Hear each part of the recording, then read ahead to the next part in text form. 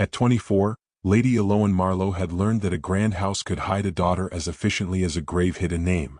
Marlowe Hall blazed with chandeliers, music, yet she moved through its corridors summoned only when her father required obedience and dismissed whenever beauty mattered. Her elder sisters, Arabella and Corinne, adorned drawing rooms like matched porcelain figures.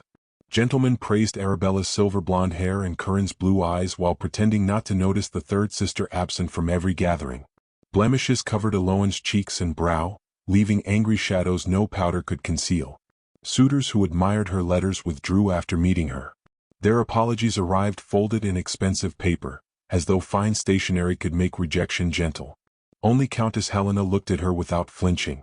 Each evening Helena entered Elowen's chamber carrying warm water, clean linen, and some mild remedy recommended by physicians. She never promised miracles. Instead, she read aloud while Elowen rested, filling the room with distant countries and courageous women. Beauty without kindness is merely decoration, Helena often said. Elowen believed her mother, though believing became harder whenever Earl Oswald entered. He measured his daughters as other men measured horses, by admiration, breeding, and advantage. Helena's tenderness infuriated him. More than once he warned that if she challenged him publicly, he would remove her allowance and send her away. Thus Helena loved fiercely in private and stood silent in rooms where silence wounded them both. The breaking point came during Oswald's winter ball. Nearly 100 guests crowded beneath the gilded ceiling. Elowen had been ordered upstairs, but a maid mistakenly delivered a message saying her father required her presence. She descended in a modest amber gown, hope and dread tightening together beneath her ribs. Conversation weakened as she entered. Beside Oswald stood Lord Tolland and his son, Edmund, the gentleman whose proposal had been negotiated through letters. Edmund stared at Elowen's face, then leaned toward his father. The whisper was quiet, its cruelty traveled farther than sound. "I cannot marry her." Lord Tolland apologized and withdrew the proposal before everyone. Oswald's face darkened, not with sorrow for Elowen, but with humiliation at losing a profitable match. Laughter stirred near the musicians. Arabella lowered her eyes.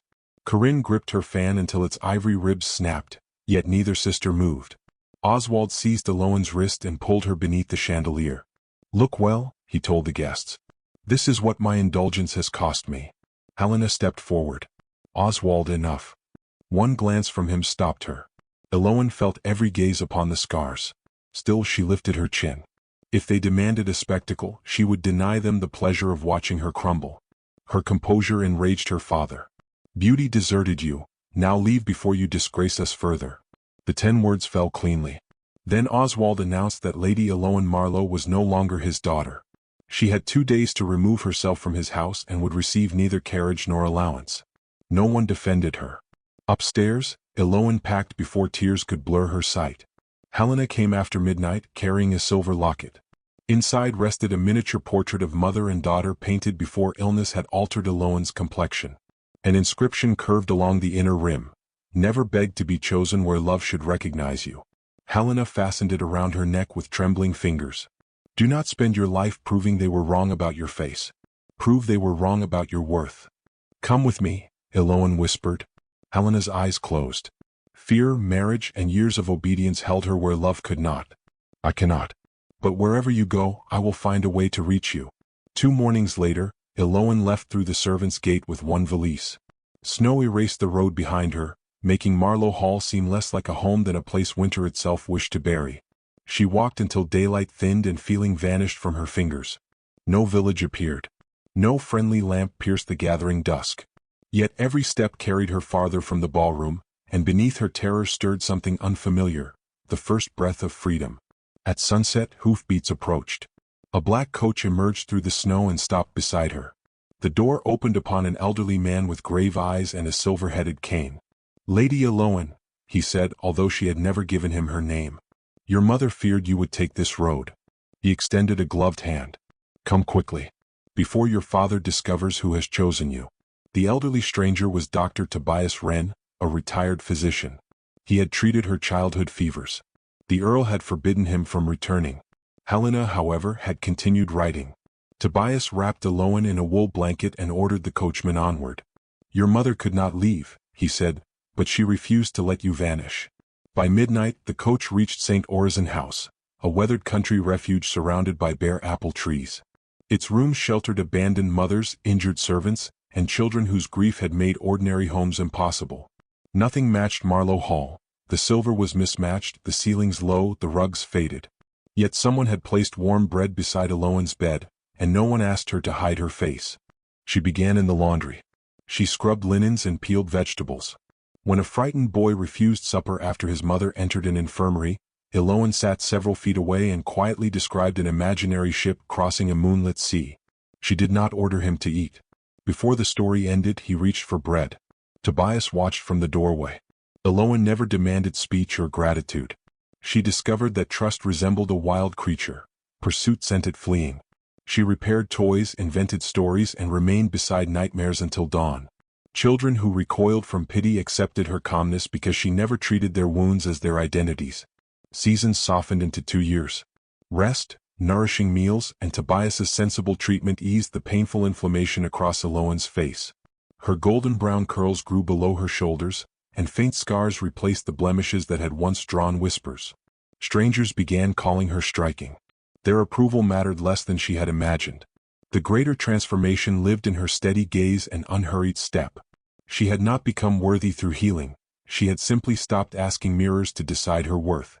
Every second month, Helena arrived beneath a plain cloak. She stayed an hour, using coins secretly saved from her allowance. Mother and daughter drank tea in Tobias's study, sharing ordinary details as though ordinary life were a treasure. Each departure hurt, but Helena always touched the silver locket and promised, again in 2 months. Late one November afternoon, Tobias received a letter sealed with black wax.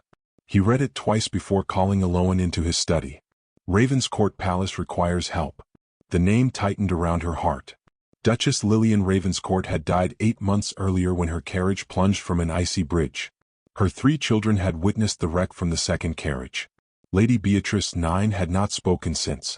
7-year-old Cecily barely ate, while 5-year-old Hugh woke screaming and refused every comforting hand. Governesses had departed. Physicians had failed.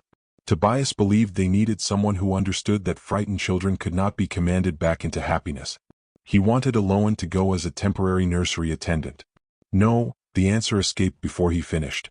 3 years vanished, and she stood again beneath chandeliers at a royal winter reception. Oswald had circulated forged letters suggesting Duke Lucien Ravenscourt had compromised Elowen and must marry her. When Lucien discovered the deception, he confronted them before the court. He was 33 then, powerful, furious, and certain she had helped her father. His gaze had passed over her blemished face like a blade. "I would sooner marry the shadow behind you. At least it would know not to mistake pity for admiration." Laughter had followed her from the ballroom. Tobias did not soften the memory. He chose cruelty because it was efficient. He could have exposed my father without destroying me. Yes. That agreement unsettled her more than persuasion might have. Tobias explained that Lucien had never learned of her innocence, yet Elowen heard no command to forgive him. Only 3 unseen children waited inside a house ruled by grief. For 2 nights, she wrestled with shame, anger, and the inscription inside her locket. Proving her worth did not require returning to every place that had wounded her. But neither should Lucien's cruelty decide where her courage was permitted to go. On the 3rd morning, she found Tobias harnessing his carriage. "I will help the children," she said, "not their father." To protect her from court gossip and Oswald's interference, they agreed she would enter Ravenscourt as Miss Wren. As the palace towers emerged through wintry mist, Elowen touched her scars, then lowered her veil. At the entrance stood Duke Lucien Ravenscourt, clean-shaven, black-clad, stern, and colder than memory. He looked directly at the woman he had humiliated, and showed no recognition at all. Ravenscourt Palace rose from the frozen hills like a monument built for mourning. Inside, white cloth covered the mirrors. Clocks had been stopped at the hour of Duchess Lillian's death, as though the household feared that allowing time to continue would betray her. Mrs. Agatha Bell welcomed Elowen with tired kindness. "The children have frightened away 6 governesses," she whispered. "Not through wickedness. Grief has simply taught them sharper weapons than children should possess." Lucien walked beside them without conversation. He appeared broader than Elowen remembered, but sorrow had carved severity around his eyes. At the nursery door he finally addressed her. "You will assist Mrs. Bell, maintain order, and never question them about the accident. Do not force affection. Do not promise what you cannot give." Elowen heard a father's terror beneath a duke's command. "I never do."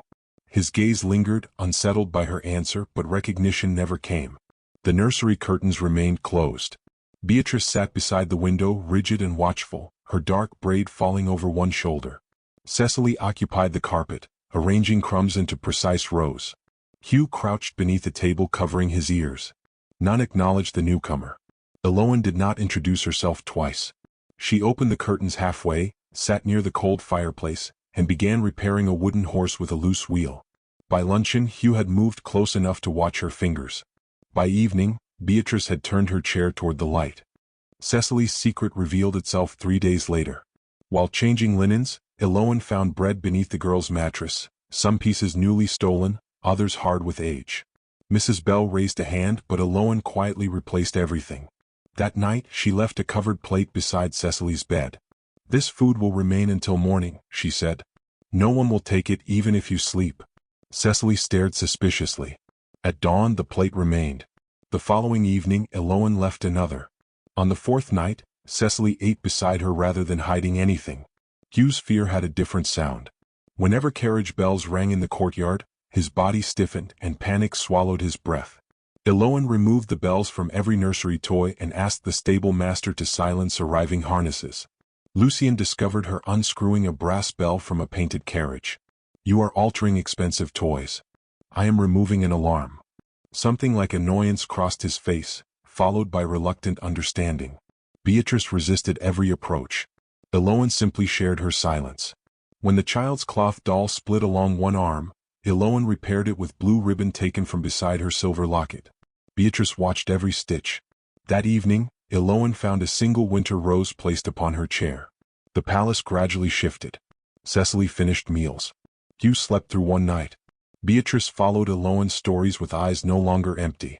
Lucien began appearing at the nursery doorway. He watched his children lean toward Miss Wren and seemed wounded by how easily her patience accomplished what his authority could not. Then a storm rolled across Ravenscourt. Thunder shook the windows. Hugh vanished before supper. Servants searched cupboards, galleries, and stairwells until Elowen noticed a wooden horse abandoned beside an unused dumbwaiter. Its narrow door stood open. A terrified whimper rose from between the floors. The mechanism had broken, trapping Hugh inside the shaft. Lucien ordered tools, but the boy's cries sharpened whenever metal struck wood. Elowen tied a rope around her waist and entered from above. "Stop." Lucien seized her arm. "The cable may fail." "Then do not let go." Darkness closed around her as the servants lowered her. The shaft smelled of dust and old timber. When she reached Hugh, he was trembling upon the jammed compartment, too frightened to accept her hand. "Bravery is not being unafraid," she whispered. "It is refusing to abandon someone in the darkness." "I am in the darkness," he sobbed. "So am I. We shall leave it together." He wrapped both arms around her. Above them wood cracked. Lucien hauled the rope while Elowen shielded Hugh, and the compartment dropped moments after they cleared it. On the nursery floor, young Hugh clung to Elowen's neck. It was the first embrace he had willingly given since his mother's death. Lucien knelt beside them, shaken and speechless. Before gratitude could soften his face, the doors opened. Dowager Duchess Octavia entered in mourning silk, accompanied by the beautiful Lady Verena Ashcombe. Octavia surveyed Elowen's arms around her grandson and smiled without warmth. "How fortunate," she said. "The servant has prepared them for their new mother." Octavia's announcement unsettled the nursery more deeply than the storm. She presented Verena as though displaying a flawless jewel, praising her lineage, manners, and beauty while the children withdrew behind Elowen. Lucien ordered his mother into the corridor. There Octavia delivered the threat beneath her elegance. Members of the royal court believed grief had made Lucien incapable of governing his household. Unless he remarried, relatives could petition for authority over the children's education, guardianship, and inherited estates. Verena, admired throughout society, would silence every accusation. "My children are not arguments in a political debate," Lucien said. "No," Octavia replied. "They are heirs. That makes them something worse." That evening, Elowen entered Cecily's chamber and saw a shadow bending over the medicine table. A gloved hand tipped colorless liquid into the child's tonic. Elowen called out. The figure fled through a narrow panel concealed behind the curtains, leaving no face, only the whisper of expensive perfume. She seized the bottle before Cecily drank. Tobias, summoned secretly, tested the liquid and identified a heavy sedative. Repeated doses could cause exhaustion, confusion, poor appetite, and violent dreams, the very sufferings everyone had blamed upon grief. Before Lucien could investigate, Octavia moved first. She invited 12 unmarried noblewomen to Ravenscourt and announced an extraordinary trial. Each would receive 16 hours to dine, study, play, and converse with the children. Lucien would then select the woman most suited to become Duchess. He called the scheme grotesque. Octavia placed the court's petition before him. Fear defeated pride. Lucien accepted, but knelt before his children and promised, "No marriage will occur unless you feel safe." At sunrise, jeweled carriages crowded the courtyard. The candidates entered carrying mechanical birds, sugared towers, musicians, painted dolls, and 2 bewildered puppies. Their smiles shone brilliantly whenever Lucien watched. When he turned away, they studied the children with the impatience of gamblers examining uncertain horses. Verena performed gentleness most convincingly. She read beside Beatrice, praised Hugh's toy soldiers, and persuaded Cecily to stand for a family portrait. When Cecily refused to smile, Verena's fingers closed sharply around her wrist. Elowen crossed the room. "Her Grace requires you downstairs." Verena released the child. "You forget your station." "No. I remember hers." Throughout the trial, Elowen remained officially invisible. She cleaned spilled chocolate while ladies laughed, found Hugh beneath the dining table when musicians overwhelmed him, and let Beatrice disappear inside the folds of her gray gown. Cecily ate only when Elowen quietly moved her chair nearby. Lucien watched everything. "You are winning a competition you never entered," he murmured when they met beside the darkened gallery. "The ladies are trying to impress your children. Is that wrong? They do not need astonishment. They need to be heard." Her honesty angered him because it struck precisely where guilt already lived. Yet his expression softened. "You speak to me as though I possess no title. Titles cannot listen." For one suspended moment, neither moved.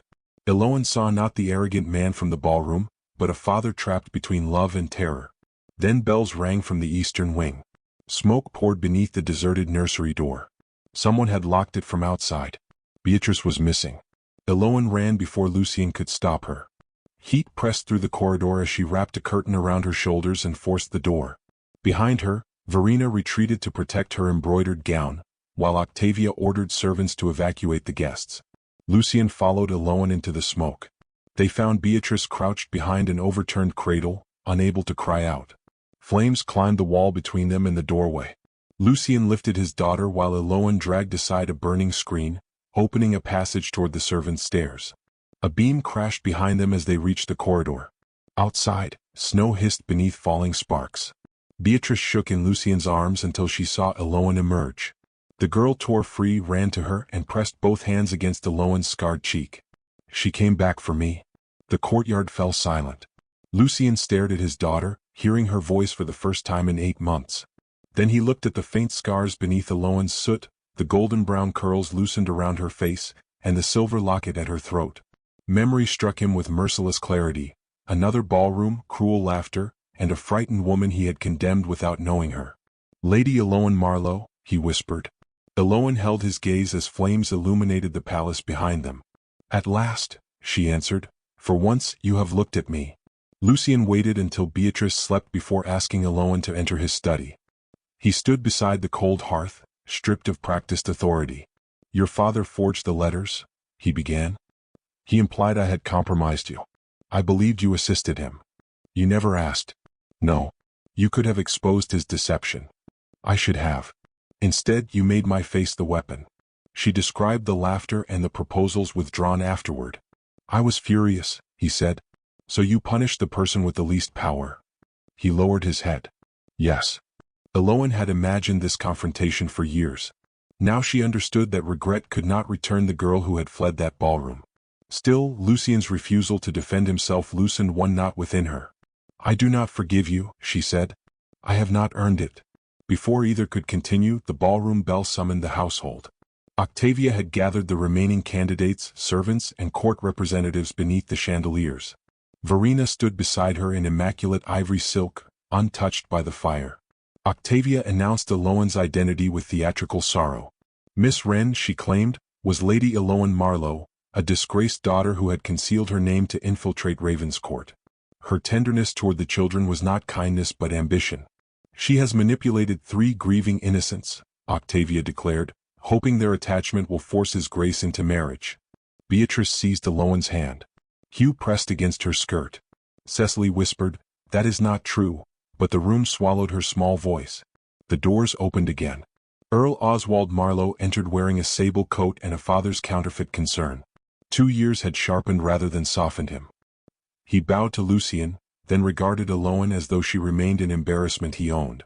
"My daughter has always possessed an unstable hunger for attention," he said. "Return her to my custody, and I shall prevent further scandal." Elowen saw Verena exchange a glance with him. Suddenly the arrangement became clear. Oswald had allied himself with Octavia. Lucien's marriage to Verena would secure Oswald a lucrative railway contract controlled by the Ravenscourt estate. "You disowned me," Elowen said. "You possess no custody to claim. I gave you my name. You used it as a chain." Oswald's expression hardened. Before nearly the same society that had watched him cast her out, he declared that she held neither respectable family inheritance, nor place without his permission. Lucien stepped between them. "Lady Elowen entered Ravenscourt through honest service," he said. "You entered through deceit. The distinction appears too subtle for you." Octavia warned him that insulting an earl would worsen the court's doubts. Lucien did not look away from Oswald. "Leave my house." For the first time, Elowen watched her father retreat. The victory tasted neither sweet nor complete. Lucien's defense mattered, but she would not exchange one powerful man's control for another man's protection. When the ballroom emptied, she told him, "I shall remain until the children are safe. Afterward, I am leaving." Pain crossed his face. "Because of what I did? Because staying must be my decision, not payment for your remorse." That night, a carriage reached the servants' entrance. Helena stepped down beneath a plain cloak, trembling from cold and urgency. Instead of the secret hour they usually shared, she carried a leather case bound with ribbon. Inside lay a letter written in Duchess Lillian's hand. Months before her death, Lillian had sent it to Helena because she distrusted everyone within Ravenscourt. She believed someone was weakening her children through their medicine. She had also discovered irregularities in the estates reserved for their inheritance. Most frighteningly, the wheel fittings on her carriage had been disturbed twice. Lucien read the pages with whitening knuckles. "Why did she choose you?" Helena looked toward Elowen. "Because Lillian knew what it meant to be dismissed as a frightened woman imagining danger." The final page contained a name. Elowen expected Octavia's. Instead, Lillian had written of the beautiful companion welcomed into every private room, the woman who coveted her husband's title and knew the children's routines. Above them a floorboard creaked. Lucien raised his eyes toward the dark gallery. The letter had not remained secret. From the corridor came Cecily's startled cry. Elowen reached the stairs first, but the child's chamber stood empty. Upon the pillow lay a white glove scented with perfume, and a message written in Lillian's stolen ink. "Bring the letter to the bridge or lose her as you lost the Duchess." Beneath the threat appeared the name Lillian had feared most. Lady Verena Ashcombe. Snow had swallowed the road by the time Lucien's riders left Ravenscourt. Verena's tracks led north toward the abandoned hunting lodge above the bridge where Lillian had died. Before they reached the forest, Beatrice ran from the palace. She caught Lucien's bridle. "I saw Lady Verena with the coachman that morning." Beatrice remembered Verena passing the man a leather purse beside Lillian's carriage. She had seen a loosened wheel shutter. Fear had silenced her because Verena warned that Cecily and Hugh would follow if she spoke. Lucien embraced his daughter. "Your silence never caused this. Her cruelty did." He left guards with Beatrice and continued into the storm. The hunting lodge appeared beneath leaning pines, one window burning with lamplight. Lucien entered through the front while Elowen circled toward the rear. Inside, Verena held Cecily beside a stone fireplace and demanded Lillian's letter. "You wanted the title," Lucien said. "Was it worth murdering the woman who trusted you?" Verena's composure fractured. She accused Lillian of discovering what should have remained hidden. Octavia and Oswald had diverted money from accounts reserved for the children. Verena had bribed the coachman to damage the carriage, believing widowhood would make Lucien desperate enough to marry her. Octavia had not ordered the killing, but afterward she concealed the evidence to protect Ravenscourt's name. Oswald buried the estate records in exchange for money and the promised railway contract. While Verena spoke, Cecily twisted free and fled through a cellar door. Verena lunged after her, but Lucien blocked the stairs. Elowen descended alone. The cellar opened into frozen passages carved beneath the hillside. Once used to drain spring floods, they twisted toward the river below the bridge. Elowen followed Cecily's footprints until a distant cry pierced the darkness. A timber support collapsed behind her, sealing the entrance. She found Cecily crouched beside an underground current where black water moved beneath fragile ice. The child's thin slippers were soaked, and terror shook her. "She always takes people away," Cecily whispered. "Not tonight." Elowen wrapped Cecily in her coat and held her close. The passage behind them was blocked, so they followed the water toward an old iron drainage gate. Each step sent cracks whispering beneath their feet. Elowen told Cecily to think of the covered plate that remained beside her bed. "What if it disappears? Then I shall bring another." "What if you disappear?" Elowen tightened her arms. "I will keep choosing the road back." Above, Lucien subdued Verena and discovered the collapsed cellar entrance. He followed another shaft toward the river. The rusted bars separated them.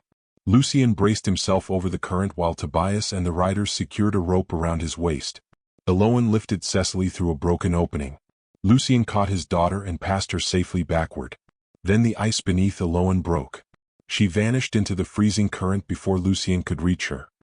He plunged one arm through the opening, caught her sleeve, and refused to release it as the water pulled her beneath the gate. "Elowen, hold on." Her numb fingers closed around his wrist. With the riders hauling the rope, Lucien dragged her from the current and carried her through the tunnel. She was pale and barely responsive, but Tobias found a heartbeat. Outside, Verena escaped her guard and seized a waiting horse. Snow erased her path almost immediately. Beatrice and Hugh, brought in a guarded carriage against Lucien's orders, noticed broken branches along the eastern trail. Remembering Elowen's lessons, they marked the route for the riders with strips torn from a blanket. The trail ended at the ruined bridge. Verena stood trapped between the riders and the precipice, clutching a satchel taken from the lodge. Inside were Lillian's hidden journal, the coachman's payment ledger, and altered estate accounts bearing Octavia's and Oswald's signatures. Verena was arrested. Hours later, Elowen awakened in the lodge with Cecily asleep beside her and Lucien keeping watch. He did not touch her, but relief had stripped every defense from his face. "You came after me," Elowen murmured. "As you came for my children." At Ravenscourt, the evidence shattered two alliances. Oswald faced prosecution and public ruin. Octavia lost control of the children, her authority, and the family name she had sacrificed justice to protect. Yet when the court's representative arrived, he carried an unforgiving decree. The conspiracy had been exposed, but Lucien's guardianship remained under review. The 16-hour trial required a formal conclusion. Unless his children chose someone before the court, Ravenscourt could still lose them. 3 days later, Ravenscourt's golden ballroom reopened beneath the court's unyielding gaze. The surviving candidates stood in a jeweled line. Verena's empty place divided them like an accusation. Court representatives occupied the gallery, prepared to decide whether Lucien retained guardianship of his children. Elowen waited near the doors in a simple gray gown. Elowen had promised herself she would leave after the judgment. Lucien entered with Beatrice, Cecily, and Hugh. He wore no ceremonial decorations. Before the assembled nobility, he faced the 12 women his mother had invited. "I permitted grief and political fear to turn motherhood into a contest," he said. "That failure belongs to me. My children are neither trophies nor proof of my fitness to hold a title. No woman should be selected because she endured 16 hours of performance." The senior court representative reminded him that the formal question remained. Had any candidate made the children feel secure enough to support a new household? Lucien turned toward them. "You owe this room nothing. If no one made you feel safe, say so." Beatrice took Cecily's hand. Hugh gripped his eldest sister's sleeve. Together they walked toward the candidates. The first woman smiled and opened her arms. They passed her. They passed the lady who had brought musicians, the one who had offered sugared castles, and the one whose trained puppies had frightened Hugh. Silk rustled as hopeful expressions hardened into insult. The children continued beyond the final candidate. Then Beatrice saw Elowen. She crossed the remaining distance at a run. Cecily followed and embraced Elowen's waist. Hugh buried his face against her gown, holding tightly as though even the court could not separate them. No one breathed. Beatrice turned toward the watching nobles. Her voice trembled, but it did not fail. "We do not choose the prettiest lady. We choose the one who stayed." Pride and sorrow moved across Lucien's face together. "Lady Elowen was not entered in the trial," the representative objected. Beatrice lifted her chin. Love does not require permission to enter a room. Whispers swept the gallery. Elowen knelt despite the ache in her limbs and gathered the children closer. Listen to me, she said. Choosing me does not mean forgetting your mother. I cannot replace her and I would never try. She loved you first. Her stories, her courage, and even your grief belong inside this family. Cecily touched the silver locket. Can we love both? A heart is not a chair with room for only one person. Hugh considered this solemnly. Will you stay tomorrow? Elowen looked beyond him to Lucien. He made no command, offered no desperate promise, and did not use the children's pleading against her. I will stay tomorrow, she answered. After that, we shall build trust one day at a time. The court confirmed Lucien's guardianship. The candidates departed beneath a silence no jewels could soften.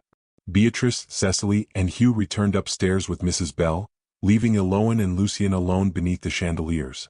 This was another ballroom, but Lucien refused to let the past remain unspoken. Before servants, guests, and court officials, he recounted Oswald's forged letters and his own response. He repeated the cruel sentence he had once used against Elowen. No excuse followed it. I believed humiliation was justified because I was angry, he said. I punished an innocent woman to wound a guilty man. Whatever good I do now cannot erase that choice. Elowen felt old laughter stir at the edges of memory, then weakened beneath the weight of his honesty. Lucien faced her. I once judged your face because I lacked the courage to examine my own character. I ask forgiveness, but I will not demand it. She studied the man who had once expected his title to settle every question. Forgiveness is not a door opened by one speech. I know. It may take longer than you wish. Then I shall learn patience. He did not offer marriage. Instead, he asked for the chance to earn her trust through choices made when no court was watching. Elowen agreed to remain as the children's guardian and companion. Whether I ever become your duchess will depend upon the man you choose to become. One day at a time, he said. That night, Beatrice placed a fourth chair beside the children's beds. Elowen sat there until all three slept. When she rose, she discovered a folded drawing upon her lap, 5 figures holding hands beneath Ravenscourt's towers.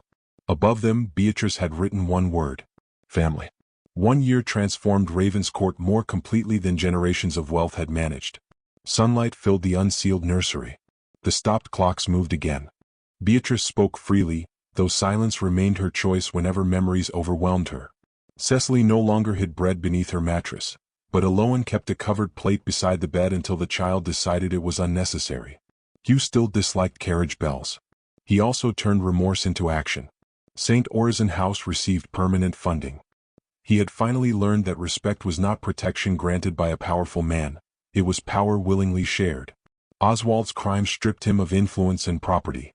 Helena left Marlowe Hall before judgment fell. She arrived at Ravenscourt in daylight, carrying no disguise and asking no husband's permission. Elowen met her at the gates, where their embrace held every stolen visit and unfinished goodbye. A rose-covered cottage on the estate became Helena's home. The children called it grandmother's house before she had unpacked. Arabella and Corinne came weeks later. They apologized for remaining silent while Oswald destroyed their sister. Elowen did not offer instant absolution. You feared losing his favor, she said. I lost my family because your fear mattered more than my suffering.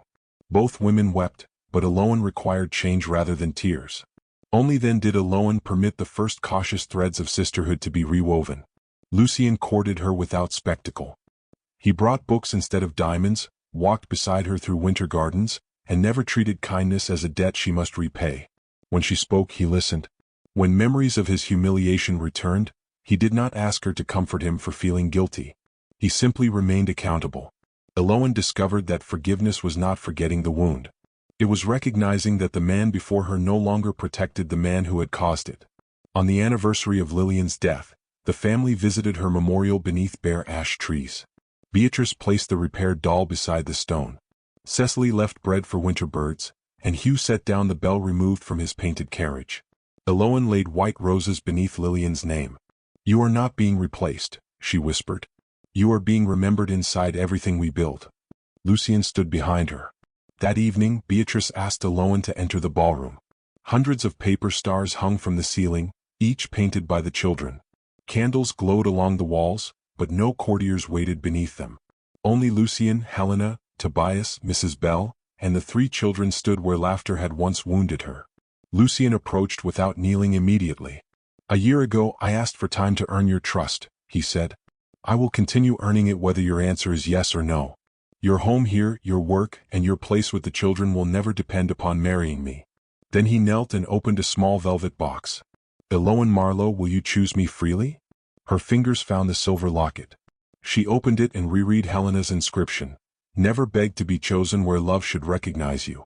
She looked at Beatrice, whose voice had returned, Cecily, whose hands were empty of hidden bread, and Hugh, who no longer fled from every embrace. They had recognized her before the court, before Lucien, and long before she recognized how deeply they had become her family. "Yes," she answered. "Freely." Their wedding took place in Ravenscourt's chapel beneath spring blossoms. Beatrice spoke the words welcoming Elowen into the family. Cecily carried Lillian's repaired doll so their mother's memory walked beside them. Hugh escorted Helena down the aisle, pausing only once to straighten his miniature waistcoat with tremendous dignity. Lucien made no vow to rescue Elowen. She required none. He promised partnership, honesty, and the humility to keep learning. Elowen promised love without surrendering the self she had fought to recover. Years later, summer laughter filled Ravenscourt's gardens. Beatrice read beneath an elm while Cecily scattered crumbs for birds. Hugh chased a wooden hoop along the path, and their little sister toddled after him, shouting joyfully. Elowen stood beside Lucien beneath climbing roses, her faint scars warmed by sunlight. She no longer softened them with powder or turned her face from strangers. They belonged to her history, not as proof that she had once lacked beauty, but as evidence that cruelty had failed to define her. Lucien lifted her hand. "You are beautiful." Elowen smiled, remembering the abandoned road, the black coach, and every room where others had mistaken appearance for worth. "I was always beautiful," she said. "You simply learned how to see." The children called them toward the lawn. Lucien and Elowen answered together. In the palace where 12 jeweled women had competed for 16 hours, the woman nobody invited was not merely chosen. She was at last recognized, respected, and loved for a lifetime.